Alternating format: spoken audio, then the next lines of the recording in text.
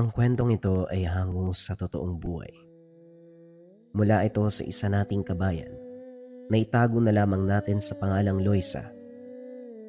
Taong 2005, Zamboanga. Hindi may tago ni Loisa ang kaba ng marka ng kalendaryo. Ito ang huling araw ng pagdedebosyon. Tapos na siya sa lahat ng habilin ni Tia Luz. Magkikita sila ngayon sa tuktok ng kabundukan kung saan mangyayari ang mahalagang pagpapasya. Napatitig siya sa hawak na tangan. Ngumiti. Dahil sa wakas, isang hakbang na lamang may sasakatuparan na ang matagal na hiling. Nagtatalo ang kaba at tuwa habang binabaybay ang daan paakyat ng kabundukan. May kalayuan pero dahil sanay sa paglalakad ang dalaga, hindi na naging mahirap. May iilan na nakasalubong. Mula rin ang mga ito sa tuktok. Sa nakakalam, tinuring na sagradong lugar dahil dito nagdedebosyon ang may karunungan. Hindi man lahat pero madalas. Isa rin ang tiyay ni Loisa na si Tia Luz. Kagad napakaway nang makita itong nag-aantay. Ay nako, sa lahat ng umaakyat dito ikaw lang ang hindi hiningal. Lahat kasi sila halos kapusin ng hininga kahit ako man. O ano, handa ka na ba? Lumipas na ang 49 na araw. Dito magkakaalaman kung talagang inilagay mo ang puso sa ginagawa mo. Bibigyan kita ng kaunting oras para ipunin ng lakas. At kapag handa ka na, pwede mo nang simulan. Mag-umpisa na tayong mag-orasyon. Wika ni Tia Luz. Tumabi ito para bigyan siya ng sapat na espasyo. Ipinikit ng dalaga ang mga mata. Pinakikiramdaman ng sarili. Maigpit ang hawak sa tangan. Sa pagmulat sinimulan ang pag-usal ng orasyon. Sa unang mga sandali, makikita ang pagbabago ng hangin. Damang-dama ni Loisa ang pag-init ng katawan na para bang may nananalaytay na makabagong enerhiyang ugat. Hindi lang yun, gumaan ang pakiramdam, yung tipong aakalain mong nakalutang. Bukod pa riyan, naging matalas ang paningin at pandinig. Natunton ang ibon sa mahinang sipol. Nang ipagpatuloy ang orasyon, naalerto nang mapansin ang intensyon ni Tia Luz. Agarang umilag bago tamaan ng bato sa ulo. Sa puntong ito naging kalaban ng tiyahin. Naglabas ng patalim. Walang haba sa pagsugod. Sa kabutiang palad hindi pinabayaan si Loisa. Sumanib sa katauhan niya ang bisa ng tangan na ngayon nilalaban sa tiyahin. Gayon pa man nagagawang sabayan ang likse at bilis. Nang mabawi ang patalim, saka tinigil ang laban. Palakpak at puri ang natanggap mula sa tiyahin. Aba, mukhang balak mo pa akong higitan. Kuwang-kuwa mo ang bilis, liksi at talas ng tangan. Ngayon naman subukan mong alamin kung ilan ang mangkukulam at mambabarang sa paligid. Kunot noong napatitig ang dalaga, dali-daling sinuri ang paligid. Bukod sa kanilang dalawa, wala na siyang nasisipat. Ho, mambabarang mangkukulam? Tayo lang naman po yung nandito ah. Sandali, may nakikita po ba kayo na hindi ko napapansin? Ikaw talaga. Pinamukha mo pang katatakutan ng pag-uusap na ito. Sige na, alamin mo kung ilan ang mambabarang at mangkukulam na nandito sa kabundukan. Napalunok ng laway ang dalaga. Hindi magawang baliwalain dahil para ito sa pangarap. Matapos ikondisyon ang sarili't isipan, umusal ng orasyon at sinuri ang paligid. Tumalas ang paningin. Hindi makapaniwala nang lumitaw ang mga tao. Iba't ibang direksyon. Iba't iba rin ang ginagawa. Ang pagkakapareho lang, abala sa pagdedebosyon. Maya-maya pa, napako ang tingin sa nag-iisang lalaki. Sa tansya, nasa 20 taon pa lamang ito. Sa kabila ng edad mababakas na biyasa sa larangan, pinagmasdan ng maigi. Pero naging alerto Bigla itong tumingin sa kanya ng hindi inaasahan. Naagaw ni Loisa ang atensyon ng lalaki. Sa kilos pa lang gusto na siyang lapitan. Nang magsimulang lumakad, dali-daling nag-iwas ng tingin. 3 mambabarang, 5 ang mangkukulam tapos... Sa gilid ng mga mata, nakikita ang kilos ng lalaki. Nagdulot ng takot kaya napakapit sa tiyahin. Napansin ni Tia Luz, dali-daling sinalubong ang panauhin. Tomas, napadpad ka dito. Nagdedebosyon ka na rin ba? Kumusta na pala ang tiyahin mo? Matagal na nung huli kaming nagkita. Sa kabila ng pakikitungo, napako ang tingin kay Loisa. Hindi mapakali ang dalaga, damang-dama ang presensya ng lalaki. Kilala niyo ba ang babaeng yan? Hindi ko nagustuhan ang ginawa niya. Pwede naman niyang subukan ng kakayahan ng hindi dinadamay ang iba. Katulad ngayon na istorbo ko. Ay, pasensya ka na, Tomas. Baguhan pa lang kasi at hindi ko napagsabihan ng maayos. Huwag kang mag-alala. Hindi na mauulit. Siguraduhin mo lang na hindi. Baka may kalagyan sa akin yan. Wika nito at nagmamadaling umalis. Saka lang din nakahinga si Loisa. Sino po ba yung tiya? Kung makapagsalita, akala mo kung ano yung ginawa sa kanya. Hindi ko naman sinasadyang mapatingin eh. Nga po pala, bakit yung ibang nagdedebosyon? Hindi naman umaasta ng katulad niya. Kalalaking tao ang arte-arte. Siya si Tomas, ang nag-iisang apo ng tanyag na antingero nung araw, si Mang Benjo. Namana niya ang kakayahan ng matanda at siya ngayon ang pumalit. Noon ayos naman yan eh, kaso biglang nagbago ng namayapa si Mang Benjo. Huwag mong isipin na masamang tao, pag-iingat lang kung bakit ganyan ang asal niya. Natatakot kumilala ng mga tao gawa ng nangyari sa lolo niya. Unawain mo na lang, wala siyang masamang intensyon. Ganun po ba? Nakakalungkot pala yung kwento niya. Pero hindi naman po yata tama na basta na lamang siyang magagalit. Nakakatakot po eh. Kung makatitig akala mo, ang sarap suntukin eh. Ay nako, intindihin mo na lang siya, Iha. Nga pala, kailangan mo talaga siyang unawain dahil hindi natin alam pagdating ng araw. Malay mo magkasama kayo sa isang misyon. E di ayoko na po kagad. Kung may misyon man, mas mabuting ako lang mag-isa. Kaya ko naman po yun eh. Ayoko ng ganyang kasama. Sa ugali pa lang parang hindi na kami uusad. Natawa si Tia Luz sa inasta ng dalaga. Isinantabi na ito para ipagpatuloy ang sadya sa kabundukan. Pagkatapos subukan ang kakayahan sa orasyon, talas ng pandinig, pandama, liksi, bilis, at pagbasag ng sabulag para makilala ang nakapaligid. Binasbasan siya ni Tia Luz para maging ganap na kasapi ng kanan. Walang mapagsidla ng tuwa ang dalaga, napatalon sa saya. Ipinagkaloob ng tuluyan ang tangan. Mutya ng mata ng agila. Sa sobrang liit na kung mauhulog imposible nang makita. Kaya naman maayos na nakabalot at nakatali bilang palawit na kwintas. Kasama rito ang isang punyal na ayon kay Tia Luz. Si Mang Benjo mismo ang nagbasbas ng nabubuhay pa. Isang beses lang din ito nagamit nung may tinutugis ang tiyahin. Maraming taon na ang nakalipas. Hindi lang tinuring na sagrado at banal. Espesyal ang mga ito para sa dalaga. Kaya naman, taos ang panunumpa sa larangan.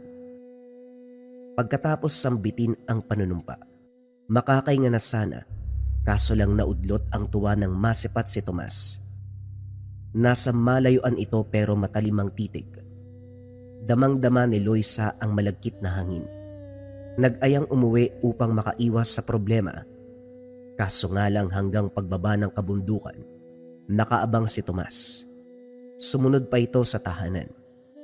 Paglihis ng daan ni Tia Luz, dito bumaling ang dalaga. Hoy, lalaki. Pwede ba wag mo akong sundan? Nakakatakot ka na. Ano ba talagang problema mo? Yan bang aksidente kong pagtingin sa'yo?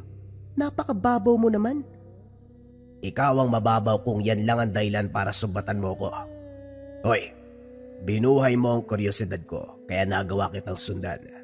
Tinawag mong Tia si Tia Luz. Tawag lang ba yun o talagang magkadugo kayo? Bakit naman dyan napunta ang usapan? Oo, magkadugo kami. Kapatid niya ang tatay ko na naroon sa probinsya. O ano, may tatanong ka pa ba? Ikaw ba ang anak ni Mang Jun?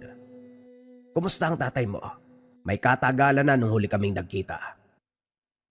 Oh, bakit bigla kang ganyan kung magsalita? May galit ka ba sa tatay ko? Paano mo siya nakilala? Siya lang naman ang taong sumubok sa kakayahan ni Lolo noon. Mahusay siya. Lahat ng tangan ni Lolo dati nagagawa niyang basagin. Wasakin. Hindi galit ang nararamdaman ko kung hindi pananabik na makatagpo ang isa sa pinakamalakas na tao sa larangan ng kanan. Natahimik si Loisa. Kung tutuusin, tama ang binata. Isa sa pinakamalakas na antingero ang ama. Kaso nga lang dahil sa isang trahedya, hindi na bumalik pa. Nagpakalayo-layo at nanirahan sa liblib na probinsya. Ipapasabi ko na lang na kinakamusta mo siya. Sige na, papasok na ako ha. Baka naman pati sa loob ng bahay sumunod ka pa. Tugon ng dalaga. Umirap pa bago tumalikod. Mabigat ang hininga. Hindi maiwasan na maalala ang ama.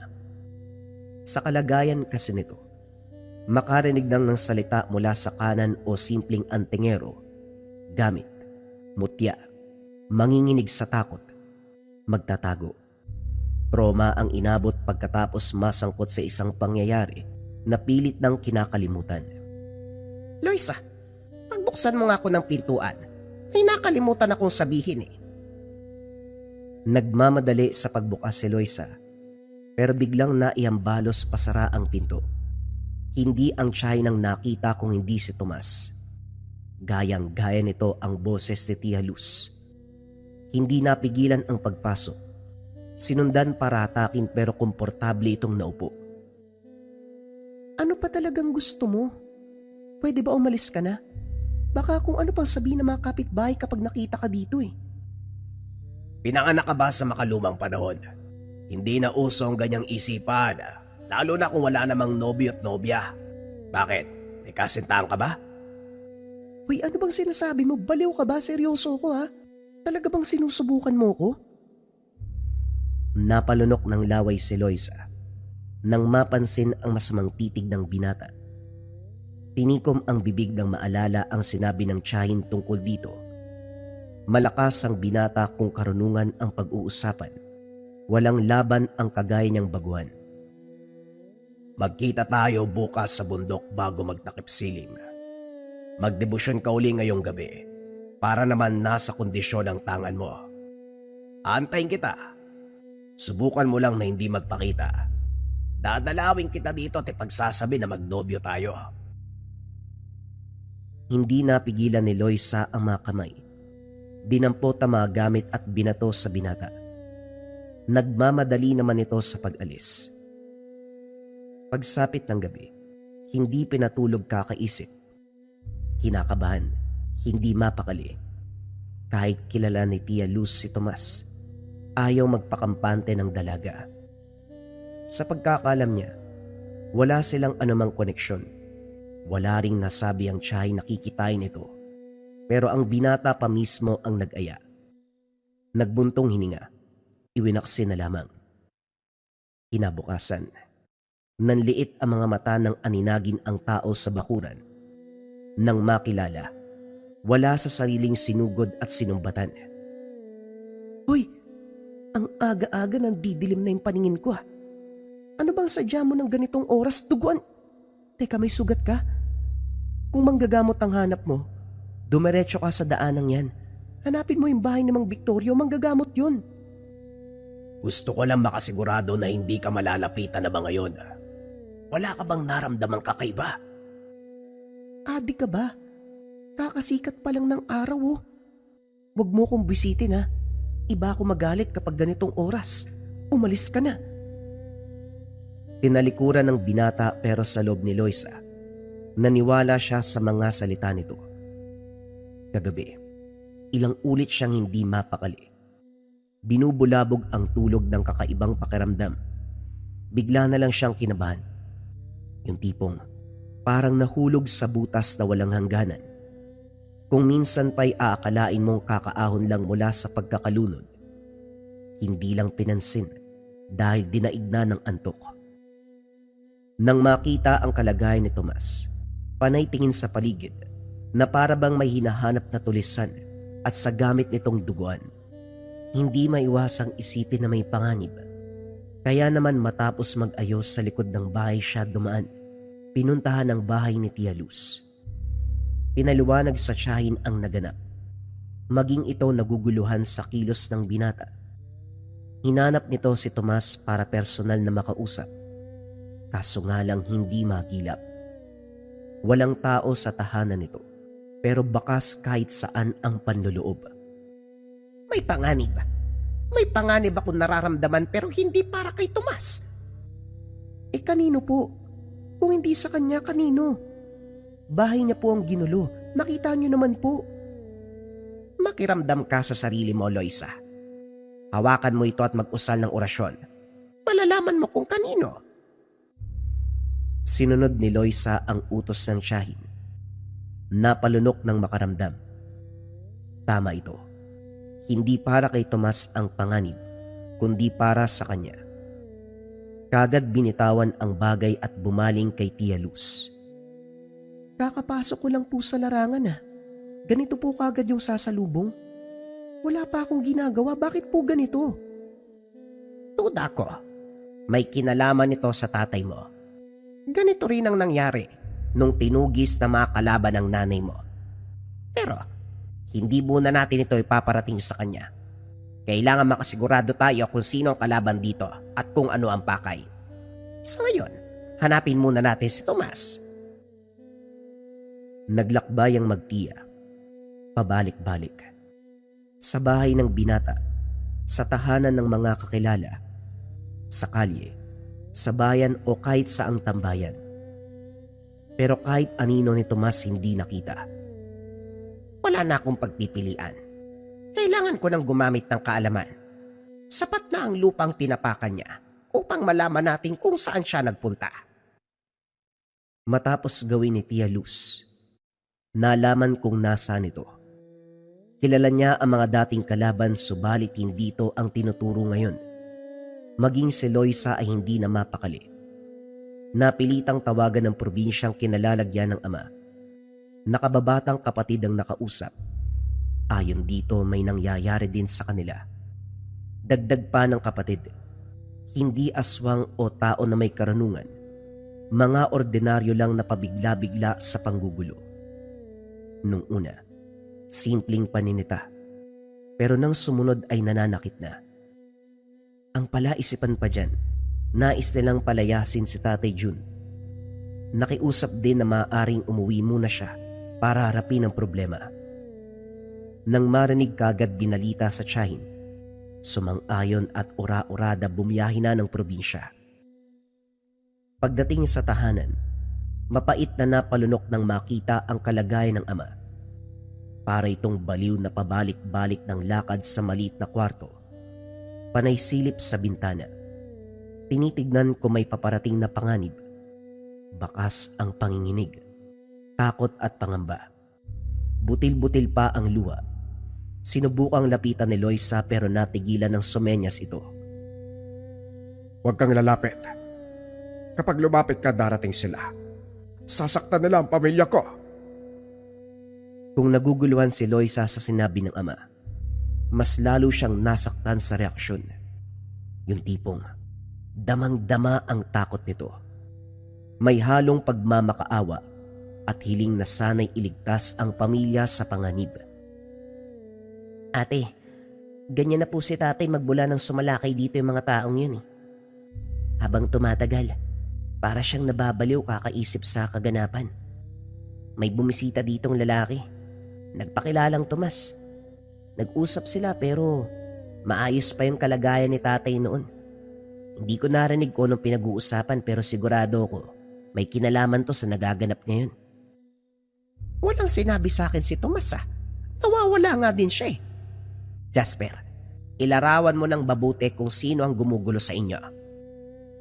Hindi po ako sigurado kasi nung nakaraan, hindi ako makalis ng bahay.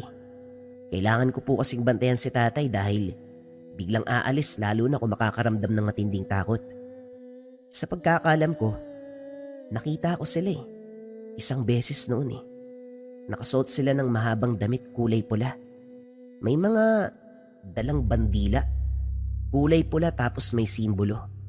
Hindi sila dumadayo sa mataang lugar. Naroon lang sila sa kabundukan. Pero pag merong naligaw na tao, dinadakip nila eh. Mga kulto po yata. Tiya, yung kinalaban po ba ni Tatay Jun noon mga kulto? Sa tingin niyo po ba may kinalaman yan sa nangyayari ngayon? Wala na kasi kung ibang pwedeng maisip eh. Ilang taon pa lang magmula nang namuhay sila sa lugar na to. Imposible naman na may nahanap na silang kalaban. Hindi ko alam. Kung sana nandito si Tomas, baka may makuha pa tayong sagot. Si Jun naman hindi makausap. Jasper, magsasaliksi kami ng ate mo. Sa ngayon, bantayan mong maigi ang tatay mo, maliwanag ba? Kung sakali man na merong maglakas ng loob na manggulo dito, gamitin mo to. Naku tiya, kapag nakita po yan ni tatay, sigurado magwawala yan. Alam niyo naman po, di ba? Nung araw pa siya tumalikod sa tungkulin. Yan ang unang bagay na ayaw niyang makita. Kung sakali lang naman, hindi tayo pwedeng magpakampante. Baka maisahan tayo.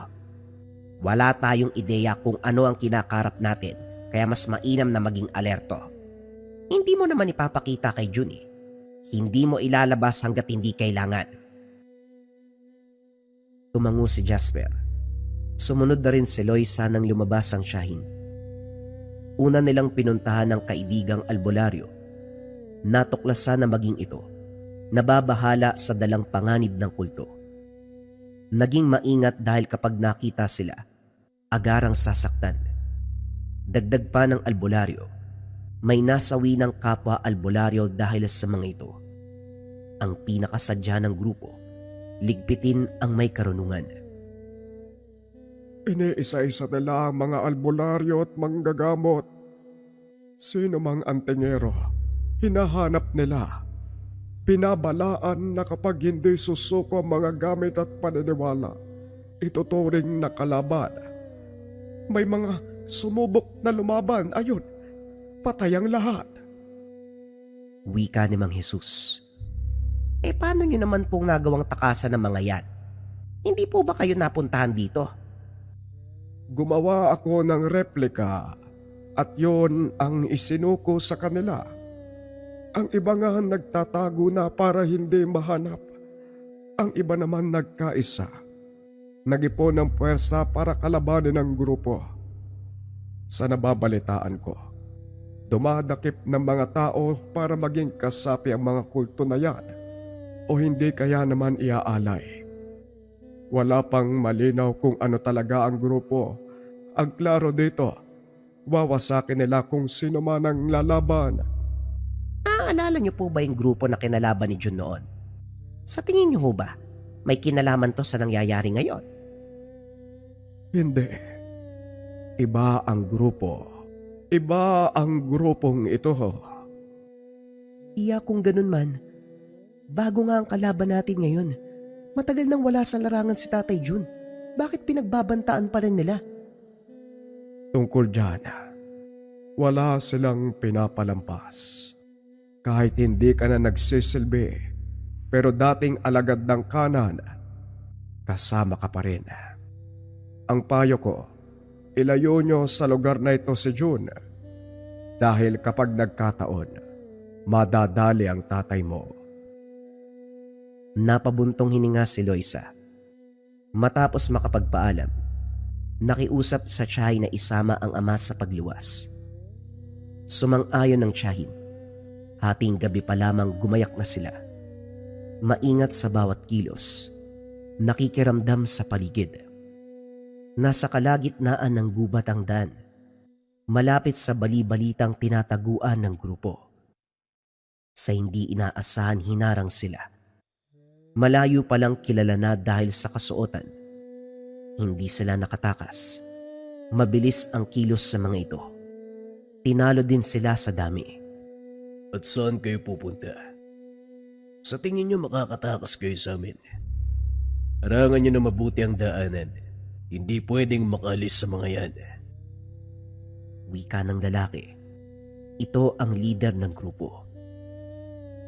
Kapitan, sabihin nyo lang kung sino ang uunahin.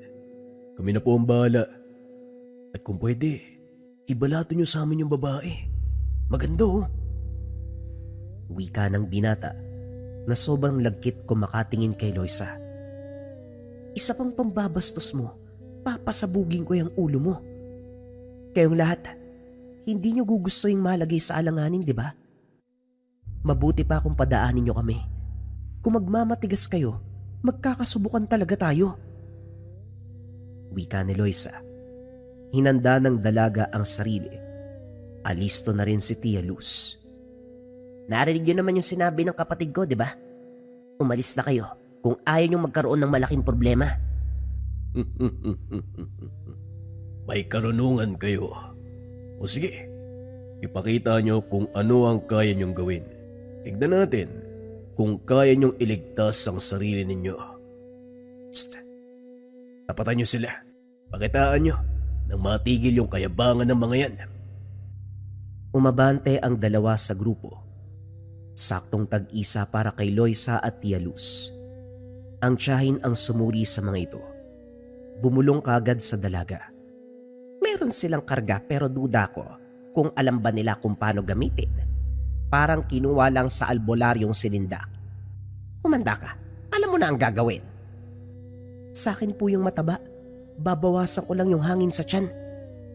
Inumpisahan ni Tia Luz ang orasyon. Hindi inasahang mabilis ang tugon ng kalaban. Bumato ng dasal. Literal na ginawang panangga ang mutya. Winasiwas. Binabalanda sa direksyon nila Loisa.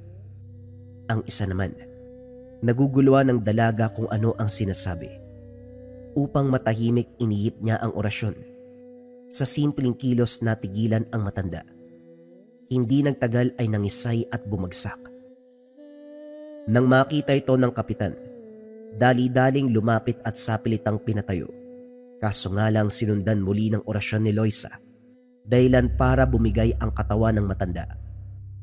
Para naman sa isa, dilat ang mga matang humandusay. Hindi na pinahaba pa ang laban. Tinapos kagad ng magtiya. Inilaban mo pa ang mga yan. Wala naman palang alam. Kung magsalita ng dasal, akalain mong lasing. Lilinawin ko lang sa inyo. Ano ba talagang sadya nyo sa kapatid ko? Kapatid mo si June, ang dating dalubhasa sa larangan. Sinabi ko sa kanya ang gusto kong mangyari pero nagmatigas pa rin. Hindi ko nakasalanan kung bakit namin kayo pinupunterya. Siya ang sisihin nyo. Ayaw niyang makisama. Ano ba ang gusto niyo? Sa dami ng pwedeng pagdiskitahan bakit ang kapatid ko pa? Anong meron sa inyo? Anong klaseng grupo kayo? Mahabang katahimikan ang namayani. Naguguluhan si Loisa sa pagtukoy ng iniisip ni Kapitan Bobot. Blanko kasi ang mukha nito. Walang emosyon na makikita. Maya-maya pa naging katakot-takot ang aura. Kami lang naman ang susunod na pagkakatiwalaan ng mga tao pagdating sa tradisyonal na gamutan. Kami ang hahalili sa nakasanayang albularyo at manggagamot. Sumasamba kami sa anito, Diyos-Diyosan, na hindi nakikita pero nararamdaman ng presensya. Inihiling namin ang paggaling ng bawat karamdaman sa pamamagitan ng pangalan niya. Matapos magsalita, lahat ng alagad ay tumingala sa kalangitan. Lumapit kay Kapitan Bobot. Pumalik sa pisngi. Pinuri ang matanda. Napabuga ng hininga si Loisa. Kinilabutan sa nangyayari. Nabaling din ang pansin sa ama na biglang natauhan sa eksena. Lapastangan. Huwag mong ituring ang sarili mo na isang Diyos. Ginagamit mo pa ang pagtanda ng krus na parang Romanong Katoliko. Isa kang lapastangan. Iniinsulto mo ang presensya ng Diyos.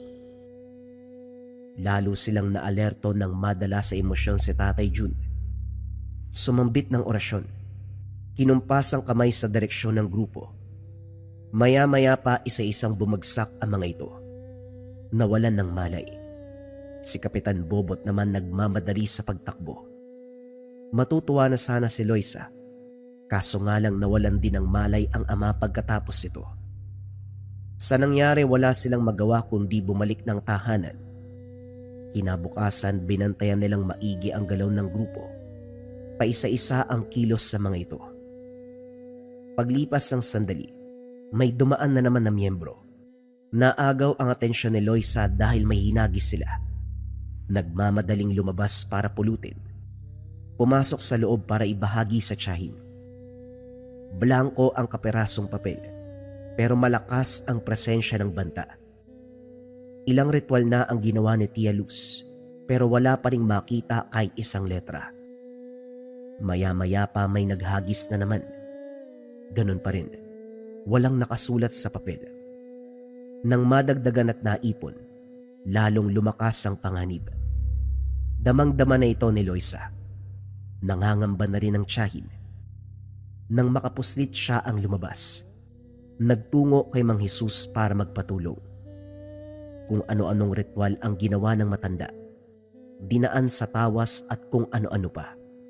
Subalit blanko pa rin ang papel. Naningkit na ang mga mata. Sumakit na ang ulo kakaanalisa. Nako, pasensya ka na, Iha. Mahirap to. Hindi natin alam kung ano ang laman pero sigurado ito ay may kargang orasyon. Ngayon lang ako nakasalamuha ng ganito. Ang mabuti pa kausapin mo si Jun. Subukan mo ang tatay mo. Matapos matanggap ang payo ng matanda, nagmamadaling bumalik ng bahay. Kaso sa daanan pa lamang may iilan ng nakabantay. Unang lumapit ang lalaking nagbastos sa kanya. Nakilala sa pangalang Jinggoy. Malagkit pa rin ang tingin. Kulang na lang ay maglaway. Sumisipol pa. Dahilan para makaramdam muli ng pambabastos ang dalaga. Nagagandahan talaga ako sa iyo ha. Ay, para formal na magpakilala ako nga pala si Jinggoy. Kanang kamay ni Kapitan Bobot. Marami akong pera. May mga alagang hayop din. Sapat na siguro yon para iandog sa pamilya mo upang pakasalan ka. Nag-ingay ang mga kasama nito.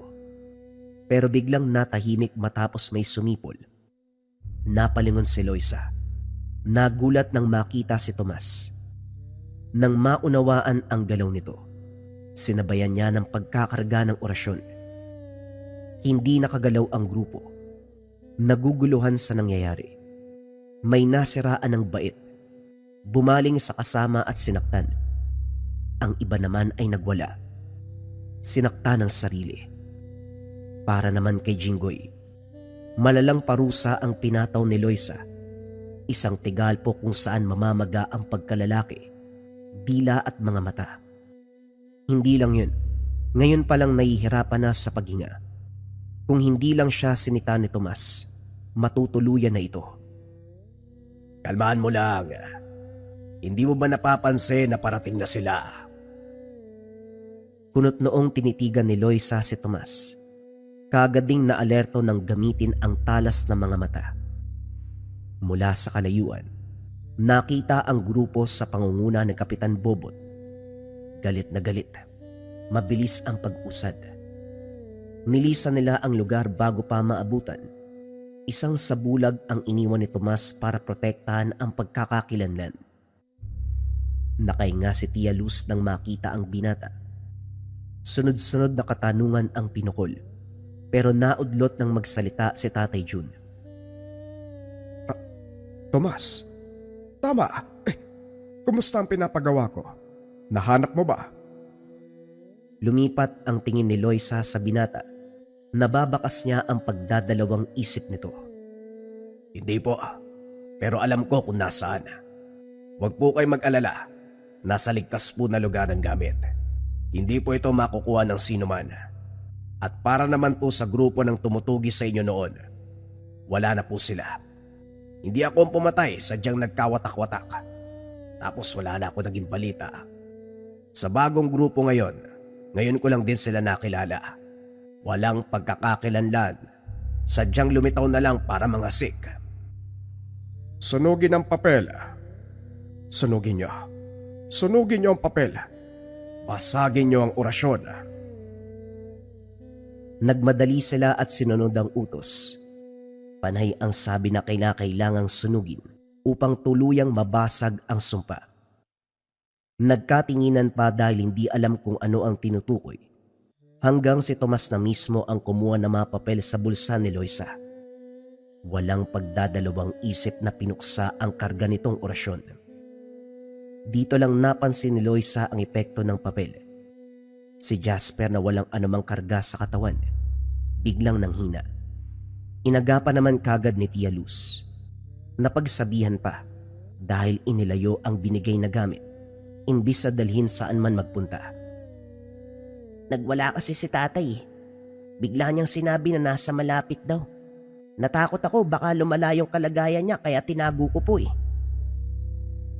Pagdadayla ng binata. Kinuha ni Loisa ang gamit. Ito ang mutya na ginamit noon ng ama.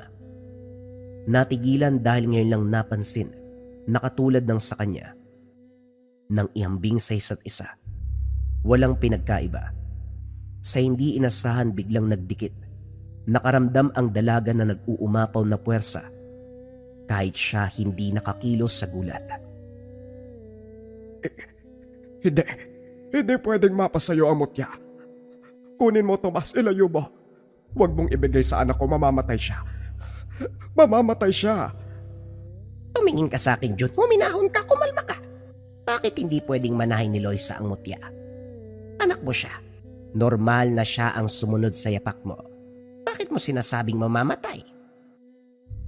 Wika ni Tia Luz habang pinipigilan ang pagwawala ni Tatay Jun. May sumpa ang mutya. Kung sino man ang gagamit nito ay mamamatay.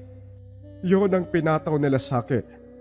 Kaya nung ginamit ko kay Amelia, nasawi siya. Nagulat si Loisa sa narinig. Naunawaan na kung paanong namayapa ang ina. Bago ito bumiyahe para magtrabaho sa ibang bansa. Ginamot ito ng ama sa pamamagitan ng bisa ng mutya. Pagkatapos niyan, nabalitaan nilang na trahedya. Matapos pakalmahin ng ama, pinabantay kay Jasper sa kabilang kwarto. Tia, saan mo pala nakuha yung mutya ni tatay? Sa pagkakatanda ko tinapon na yan Inilibing niya ito sa tuktok ng bundok. Hindi ko siya maintindihan kaya hinukay at tinago. Wala akong ideya na may karga pala itong sumpa. Ang buong akala ko inayawan niya lang. Pinakiusapan ako ni Mang Jun na hanapin ang mutya. Yon ang araw kung saan tayo nagkita sa bundok. Naramdaman ko sa presensya niyo kaya lumapit ako kagad. Idinaan ko lang sa pangasar kay Loisa. Hindi ako sigurado kung sino sa inyo nagtatangan. Yung pala hinati ang mutya. Nasa iyo ang isa at nasa kanya naman ang isa. Kaya siguro nalito ko eh. Teka, anong hinati? Hindi pa magkaiba talaga ang dalawang yan? Isa lang po yan. Nung araw na nakuha yan ni Mang Jun, buo yan eh. Nahati lang nung nahulog. Isang agila ang may dala niyan kaya tinawag na mutya ng agila. Ang isa ginamit ni Mang Jun, ang isa ay binigay sa'yo. Ganun ba? Kaya siguro hindi siya gumana sa akin dahil hinahanap nito ang kapiraso. Pero bakit nung binigay ko kay Loisa, gumana naman kagad? Yan lang ho ang tanong na hindi ko masasagot. Pero batay sa pagkakakilala ko kay Mang Jun, mahilig siya sa ritual, kaya hindi imposibleng kinargahan si Loisa. Nahiwagaan si Loisa habang nakikinig. Napatitig sa mutya. Naging isa man ito. Bakas ang agwat dahil sa linya na animoy humahati. Pero ang sumpang karga, paano mapupuksa? Muling napalunok si Loisa. Nang sulyapan ng ama paulit-ulit na sinasabi ang tungkol dito, makikita sa reaksyon ng takot. Bago may sumagot sa tanong ng tiyahin, sunod-sunod na pagbato ang nambulabog. Pagtingin sa labas, nagprosesyon palapit ang grupo ni Kapitan Bobot. May kanya-kanyang bitbit na mga kandila, bandila at sabayang pagsambit ng orasyon. Maya-maya pa pumalibot ang mga ito sa bahay. Damang-dama ang init na dulot ng orasyon nila. Nakakapaso. Bumabara sa ilong ang usok. Hindi lang yan. Nagsasanhi ng pagkalito. Si Tomas ang mabilis rumisponde. Nagbato ng orasyon na siyang tumunaw ng epekto. Nanatili sa loob ang binata para protektahan si Jasper at Tatay June. Samantala, walang takot na hinarap ni Tia Luz at Loisa ang grupo. May nakapila sa unahan na silang humarang kagad.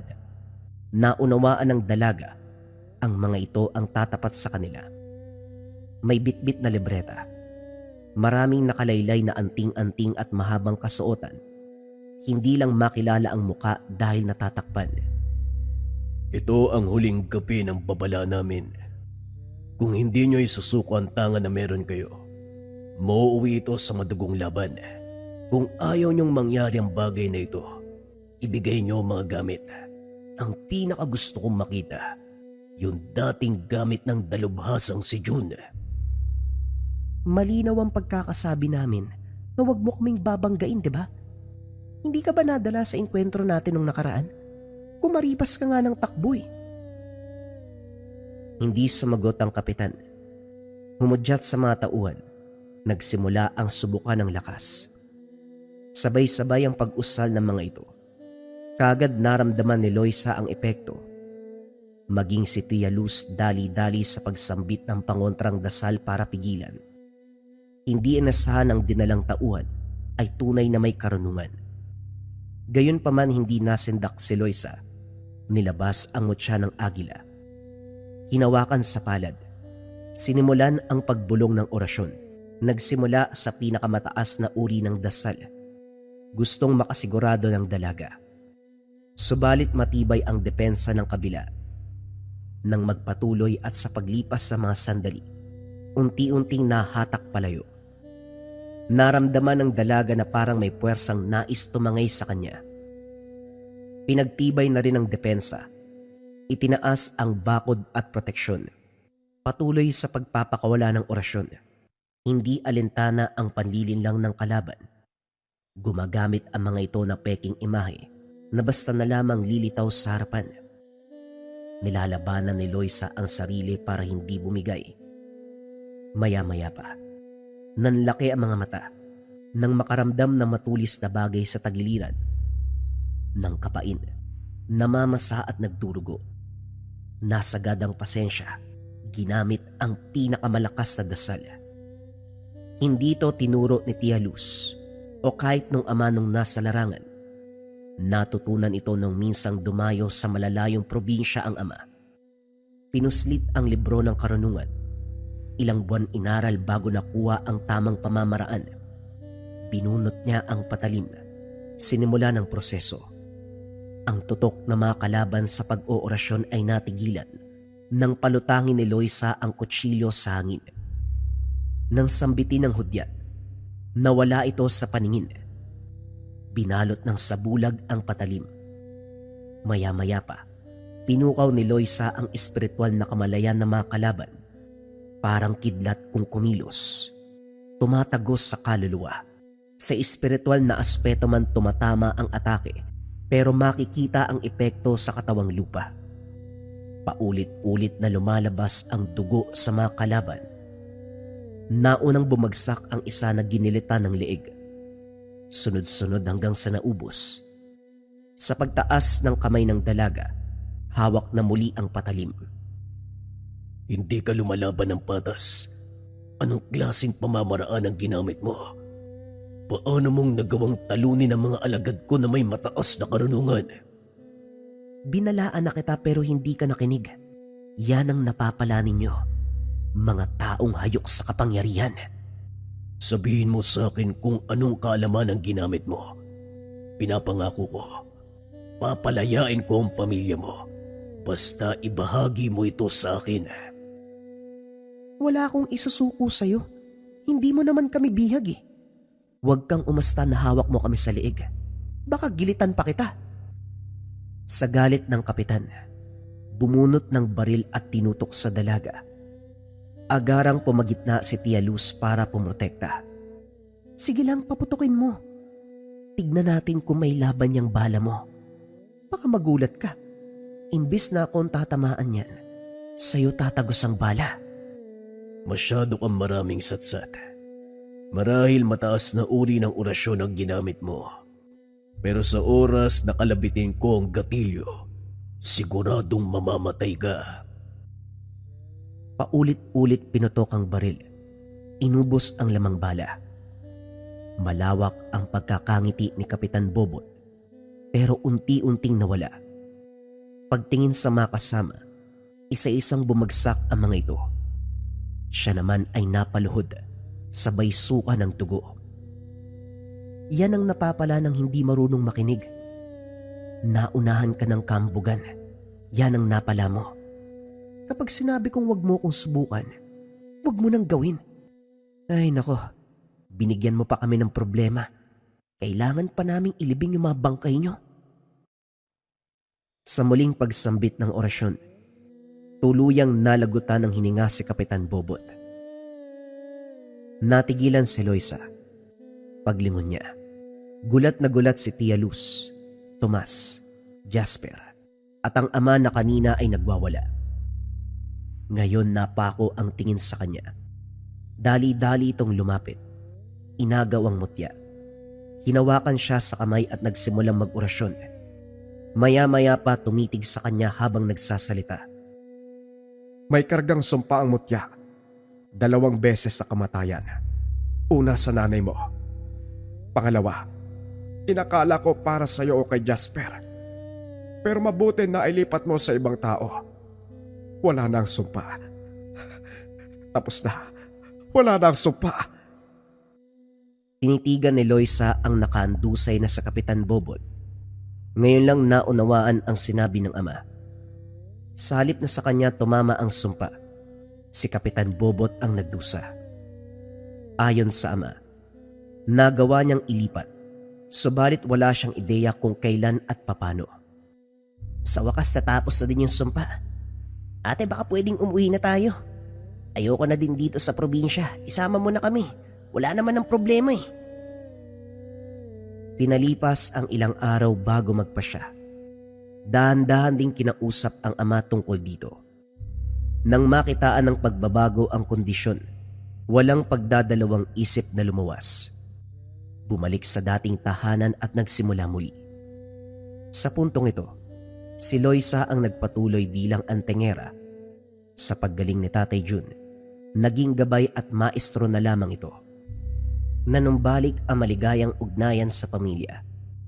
Nagsama sa iisang bubong. Nawala na ang takot kay Tatay Jun, kaya naman madali niyang nagabayan si Loisa upang mapalakas pa ang kaalaman, mapalakas ang tangan. Kinilala ang dalaga hindi lamang sa husay niya sa panggagamot. Kinatakutan din siya ng maraming masamang tao. Dahil siya ang antengera na umubo sa isang grupo ng mga kulto. Top 5 items na kailangan mo sa Lika Merchandise ngayong 2026. Simulan natin kaagad sa number 1. Number 1, Gunita Bracelet for Good Health Bracelet. Yung energy and vibration na ina-attract ng ating Gunita Bracelet ay nakakatulong sa pagpapaganda ng kalusugan. Laging tandaan mga kabayan, para saan ang ating mga swerte, kayamanan, kung hindi maganda ang ating kalusugan. Kung ang priority mo ay magandang kalusugan, energy and vibration na ina-attract, dito ka sa ating Gunita Bracelets. Number 2, ang ating Gintong Gabay o Gabay Medallion Ethnic Version. Pareho lamang ng bisa to mga kabayan, sa designs lamang siya nagkaiba. Ito Gintong Gabay, ito naman ethnic yung approach. Ang bisa nito mga kabayan ay pampaswerte at gabay sa career, health, love life, and finance. Kung nangangailangan ka ng swerte at gabay sa 4 na aspeto ng buhay ngayon 2026, kung kailangan mo ng guidance sa araw-araw ngayon 2026, dito ka sa top 1 necklace natin, ang Gabay Medallion Pangkalahatan. Pili ka na lang ng designs kabayan ko. Number 3, syempre hindi mawawala ang depensa spiritual spiritual mga kabayan. Meron tayong kalusugan at gabay sa araw-araw pero kailangan din natin ng depensa spiritual. Kontra sa lahat ng negative energy, kontra kulam, barang, tigalpo, palipadhangin, usog o kahit anong masamang uri ng sumpa. Ito ang Maracuyo bracelets mga kabayan. Nandito din yung tinatawag nating rebuelta or sumbali. Kung ano man yung sumpa na ibinigay sa inyo, ibabalik doon sa taong nagbigay. Kaya sobrang trending ng ating Maracuyo. May 4 na kulay kang pagpipilian. Pwede tong lava na may gintong San Benito, pwede tong white na may gintong San Benito, pwede tong brown na ethnic version at black na ethnic version. Pili ka na lang, kabayan ko.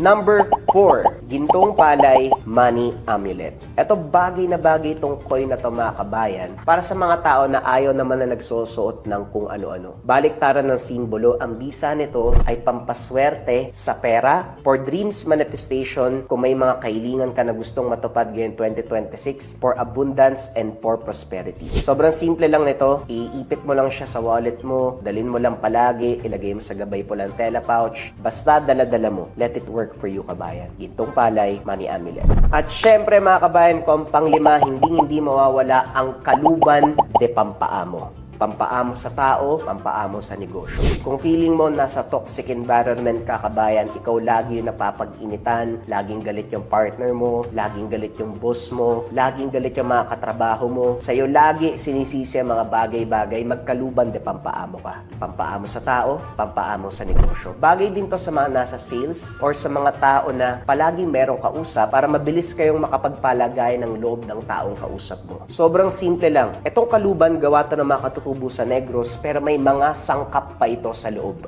Dadalin mo lang kabayan. Let it work for you. Lagay mo sa bag mo, lagay mo sa bulsa mo, basta dala-dala mo lang palagi. Yon ang ating top 5 items na kailangan mo ngayon 2026 sa Lika Merchandise. Kung interesado ka kabayan, pwede mo i-click yung yellow basket sa baba. Pero if ever na walang yellow basket, i-search mo lang ang shop ng Lika Merchandise. Ingat sa mga scammers.